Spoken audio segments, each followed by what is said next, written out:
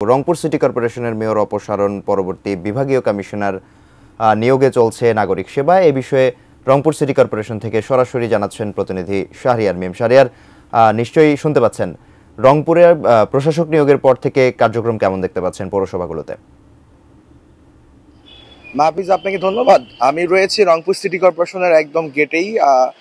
City কর্পোরেশনের mayor, আপনারা জানেন যে সারা দেশের মতো এই রংপুর সিটি কর্পোরেশনের মেয়রকেও অপসারণ করা হয়েছে, যার ফলে কিন্তু বিভাগীয় কমিশনার দ্বারাই কিন্তু এই সিটি কর্পোরেশন পরিচালিত হচ্ছে। সিটি কর্পোরেশন থেকে যে নাগরিক সেবাগুলো দেওয়ার কথা, সেই সেবাগুলো কিন্তু মিলছে, তবে রংপুর সিটি কর্পোরেশনের যে 44 জন কাউন্সিলর, তার মধ্যে 6 জন আওয়ামীপন্থী হয়, তাদের কিন্তু আসলে আমরা দেখা পাচ্ছি না। এবং সেই সঙ্গে তাদের কাছ থেকে যারা সেবা নিতে আসা যারা নাগরিকরা রয়েছেন, তাদেরকে আসলে এই রংপুর সিটি কর্পোরেশনেও পাচ্ছেন না, এবং তাদের ব্যক্তিগত যে অফিসগুলো সেখানেও কিন্তু পাচ্ছেন না। সবকিছু মিলে সেই এলাকার মানুষদের একটু সমস্যা হচ্ছে, তারা আমাকে কিন্তু জানিয়েছেন। এছাড়া রংপুর সিটি কর্পোরেশনের যদি জানিয়ে রাখি যে তাদের যে অন্যান্য যে নাগরিক সেবাগুলো সেটি কিন্তু নিয়মিতভাবেই চলছে, যেমন পরিষ্কার পরিচ্ছন্নতা, তাদের যে কার্যক্রম সেটি চলছে।